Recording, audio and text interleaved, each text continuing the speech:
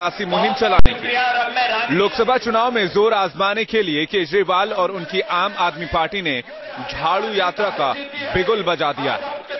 लगा हुआ है, अभी तो तिलहारी है, अब हुड्डा की। दिल्ली के बाद केजरीवाल ने हरियाणा में झाड़ू रैली की और आने वाले दिनों में ये झाड़ू यात्रा उत्तर प्रदेश का रुख करेगी। अब इंतजार बस इस बात का है कि केजरीवाल का ये नया चुनावी स्टाइल जनता पर कितना असर डालता है।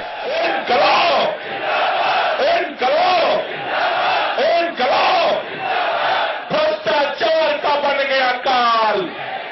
केजरीवाल ने अंदाज भले ही बदल लिया हो, बावजूद इसके उनके अधूरे वायदों के सवाल केजरीवाल के सामने अब भी खड़े हैं, जो उन्होंने दिल्ली की जनता से किए थे। बिजली बिल माफी का मामला कोर्ट में पहुंच गया तो सरकार का पानी का दावा भी पानी पानी हो गया। दिल्ली की जिस आम जनता ने केजरीवाल को हीरो बनाया था, वही अब केजरीवाल से नाराज भी दिख रही है। दिल्ली में भ्रष्टाचार में भारी कमी आ गई है। पहले किए वायदे अधूरे रह गए और अब केजरीवाल नए वायदे कर रहे हैं। देखना यह है कि जनता केजरीवाल के इन नए वायदों और नए अंदाज पर कितना भरोसा करती है। Team news nation. तो देखा आपने कपिल मिश्रा जी, लोग जरा आपसे भी नाराज होते जा रहे हैं भाई। पॉपुलैरिटी कम हो रही है आपकी। पहले तो सर मैं वो राहुल गांधी जी के बारे में जो बात हो रही थी उसके बारे में थोड़ा सा अपना तो बोल दीजिए ना। नहीं, अपना तो मैं बोलूंगा, मेरे को तब बोलने नहीं दिया गया था। 2 लाइन में सर 10 साल से संसद में बैठे हुए हैं, सबसे कम अटेंडेंस, केवल 3 बार उन्होंने बोला। बड़े बड़े घोटाले हो गए उसमें चुप रहे, बड़े बड़े आंदोलन हो गए राहुल गांधी चुप रहे। अब ये जो ऑर्डिनेंस लेकर आ रहे हैं किसको दिखा रहे हैं? अब तो लोकसभा भी खत्म हो गई है। अगर मैं पलट कर आपसे पूछूं, अरविंद केजरीवाल जन लोकपाल बिल पेश कर रहे थे और वहां पर लोग चाहते थे कि कुछ बोले, कुछ बोल ही नहीं रहे थे। सर बोलने क्यों नहीं बोल रहे? हम 40 चोर एक साथ हो गए थे। ना, ये बताइए, बोलने नहीं रहे थे, बुरा मत मानिएगा सर। एक ही लाइन थी। देखिए मैं अकेला नहीं, उर्मिला जी उस प्रोसीडिंग को देख रहे थे भाई। और देखो अजय, एक चीज मैं जरूर कहूंगा, माफ करेंगे कपिल मिश्रा, बोलने में बहुत उस्ताद हैं, लेकिन मुझे जरूर बोलने देंगे। कांग्रेस पार्टी, अभी आप बोल रहे थे, ये सिर्फ कानून बनाने जानती है कि अधिकार कानून हम दे देंगे, हम ये खाने का अधिकार दे देंगे, सेहत का अधिकार दे देंगे, शिक्षा का अधिकार देंगे, काम का अधिकार, लेकिन कुछ मिलता नहीं जमीन पर। बिल्कुल ठीक उसी तरह से ये मानकर चल रहे हैं। मैं इस बुनियादी थीसिस को शुरू से रिजेक्ट करता हूं कि जन लोकपाल नाम का कानून बनाने से देश में भ्रष्टाचार मिट जाएगा, या कि इस देश की सबसे बड़ी समस्या भ्रष्टाचार है। देखिए मुझे लगता है सबसे बड़ी भ्रष्टाचार है। एक सेकंड, मैं नहीं मानता, मैं इसलिए नहीं मानता। भाई आप मानते भ्रष्टाचार से दंगे हैं, भ्रष्टाचार से हमारे दंगा, या कि इस देश की सबसे बड़ी समस्या भ्रष्टाचार है। देखिए मुझे लगता है सबसे बड़ी भ्रष्टाचार है। एक सेकंड, मैं नहीं मानता, मैं इसलिए नहीं मानता।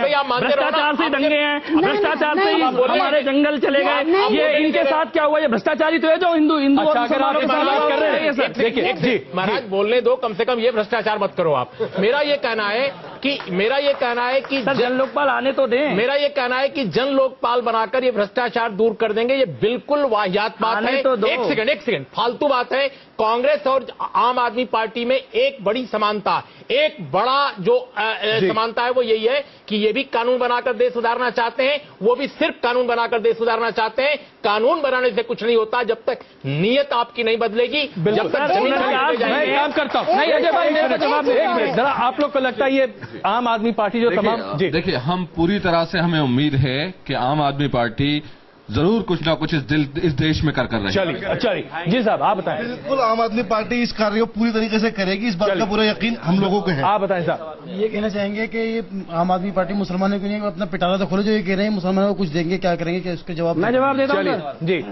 आम आदमी पार्टी अगर कुछ उनके जो वादे थे वो उन्होंने पूरे तो करे नहीं, गद्दी छोड़ के भाग गए। उन्होंने कहा था कि हम उसका मीटर उतारेंगे हम, जिससे आज भी लोग परेशान है, फाज भाग रहे हैं। बिजली का बिल भी कुछ दिनों बाद हुआ ऐसे ही हो जाएगा, पानी की समस्या, लेकिन वो अपने वादे पूरे तो करते हैं। बिल्कुल जी साहब, आइए। आम आदमी पार्टी भी पूरी तरीके से तुष्टीकरण की राजनीति कर रही है और जिस तरीके से वादे करके भाग गई, तो उससे हमें नहीं लगता है कि लोकसभा चुनाव में उन्हें मौका देगा। जी शिवा जी प्लीज।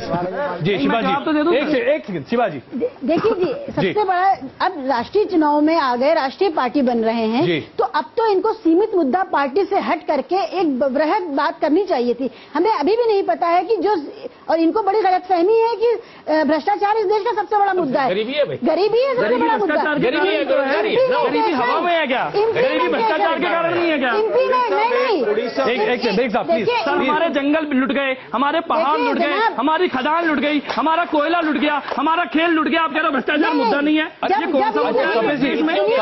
जब ये नहीं लुटा था तब भी ये किसी को फायदा नहीं पहुंचा रहा था। आप इस बात को समझिए। जब ये मान लीजिए 10 साल में लुट गया या 15 साल में लुट गया, जब नहीं लुटा था तब भी हालत गरीबी की वही थी। दूसरी बात यह है कि जो आप लाना चाह रहे हैं वो भी राज्यों में ही इम्प्लीमेंट होगा, तो इम्प्लीमेंटेशन के इशू को आप कैसे एड्रेस करेंगे? हमने तो 49 दिन में काम करके दिखाया। हमसे ज्यादा काम किसने किया इस देश में? 49 दिन में शाह जी जितना काम एक सेकंड नहीं किया इस तरीके से नकवी साहब, मैं यहाँ पर आपको शामिल करना चाहूंगा। बोलना पड़ेगा। क्या आपको लगता है कि आम आदमी पार्टी भी एक के बाद एक बड़े बड़े वायदे करती जरूर है लेकिन पहले मौके पर भागती है, जो मैंने आपसे अब सबके सामने टिप्पणी रखी? नहीं सर, भाजपा की तरह 6 साल सरकार चलाते क्या बिना एजेंडे को लिए? जवाब तो देने दीजिए, सुनिए तो सही। नकवी साहब देखिए क्या है कि कुछ लोगों को बहुत गलतफहमी है कि वो सबसे बड़े ईमानदार हैं और पूरा देश और पूरे देश की जनता बेईमान है, और वो जिसको ईमानदारी का सर्टिफिकेट दे दें वो ईमानदार है और जिसको बेईमानी का सर्टिफिकेट दे दें वो बेईमान है। तो इन्होंने ईमानदारी के सर्टिफिकेट का एक ठेला लगा लिया है और ठेले पे बेच रहे हैं कि ईमानदारी का सर्टिफिकेट ले लो ले लो ले लो, और वो कोई लेता है तो वो ईमानदार हो गया, नहीं लेता तो ये हिट एंड रन वाली कंपनी है।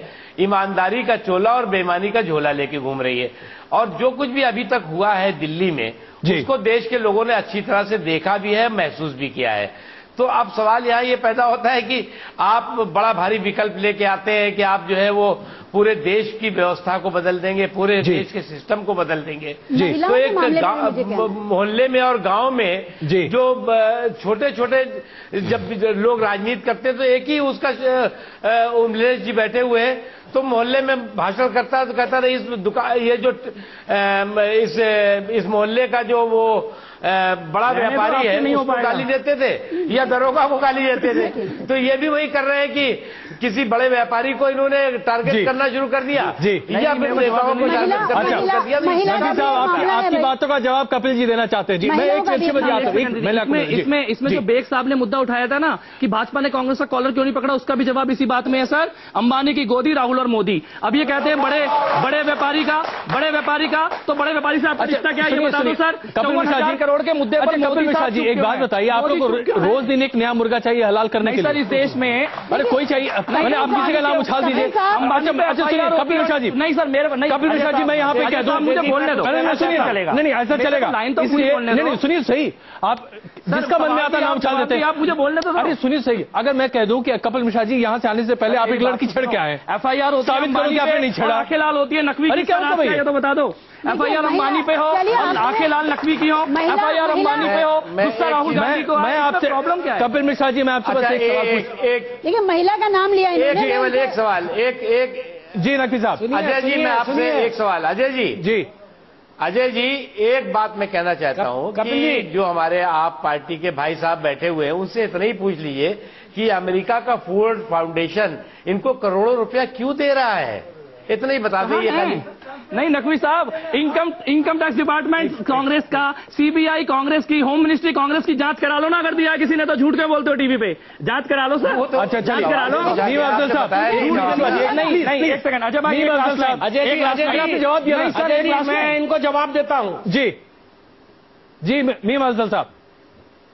अजय जी पहली बात तो यह है कि नकवी जी का कम से कम ये कहना ठीक नहीं है कि आप आदमी के ऊपर जो इल्जाम लगाया कि ईमानदारी का चोला और बेईमानी का झोला, मैं कम से कम अभी फिलहाल आप पार्टी पे बेईमानी का इल्जाम नहीं लगाऊंगा। अगर मैं ऐसा करूंगा तो मैं खुद बेईमान कहलाऊंगा। सच्ची बात है जो वो बोलना चाहिए। दूसरी बात मैं एक और कहना चाहता हूं, आप पार्टी के बारे में अभी ये अंबानी जी का जिक्र हुआ, मैं इनको सिर्फ इतना याद दिलाना चाहता हूं कि कल तक ये अनिल अंबानी को गाली देते थे और जब दिल्ली में इनकी सरकार आई तो 350 करोड़ रुपया इन्होंने उनको दे दिया। हम ही ने सीएजी ऑडिट और अब वो मुकेश अंबानी के पीछे पड़ गए। अनिल अंबानी का नाम नहीं दिया, दोनों अब अंबानी का नाम नहीं लेते ये लोग। किसने कराया? 350 करोड़ रुपया पेमेंट कर चुके हैं। 350 करोड़ रुपया पेमेंट कर चुके हैं। आप मैं जब कोई बात करता हूँ बगैर तथ्य के नहीं करता हूँ। दूसरी बात मैं ये कहना चाहता हूँ जी कि मैं इनको आज फिर वही मशवरा दूंगा। मैं कोई इनकी पार्टी का दुश्मन नहीं हूं, मैं इनका मुखालिफ हूं। और मेरा ये कहना है कि आप बोलने से पहले तोला जरूर करा करें कि आप क्या बोल रहे हैं। अभी कुछ देर पहले मैंने आपका प्रोग्राम देखा और कुमार विश्वास साहब से आपका इंटरव्यू देखा आपके ही चैनल के ऊपर।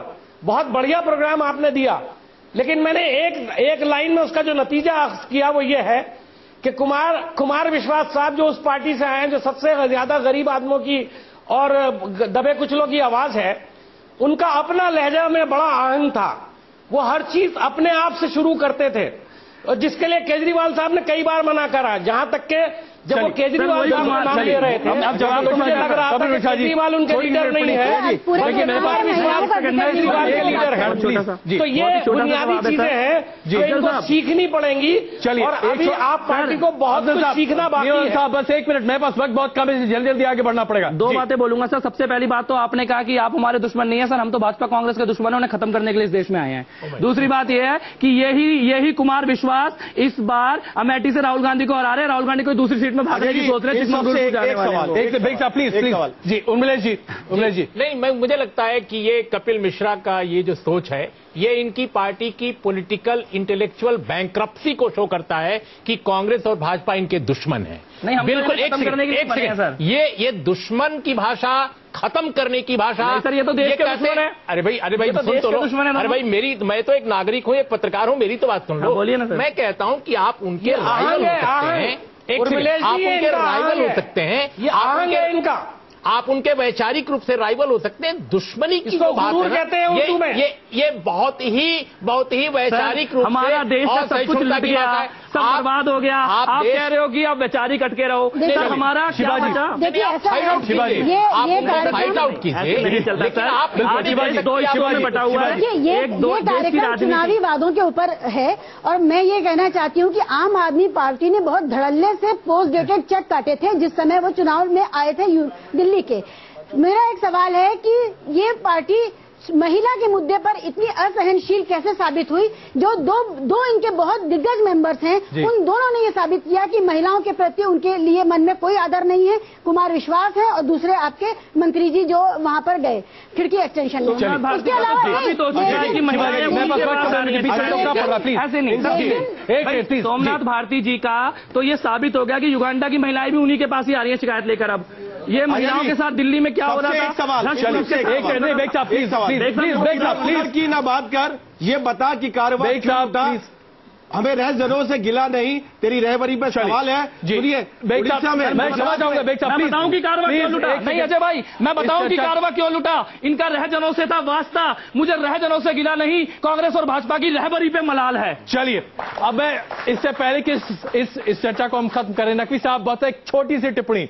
जाहिर सी बात है आप जुमलों के माहिर हैं, एक छोटा जुमला आपका ताकि शो को खत्म कर सके।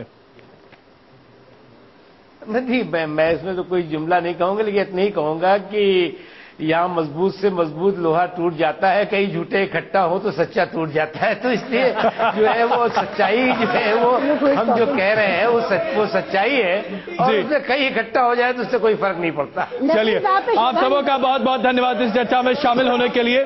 जाहिर सी बात है चुनाव का मौसम है, वायदों का मौसम है। वायदे सुनिए कितने खरे निकलते हैं 5 साल में, जानिए। वापस आते हैं और खबरों के साथ।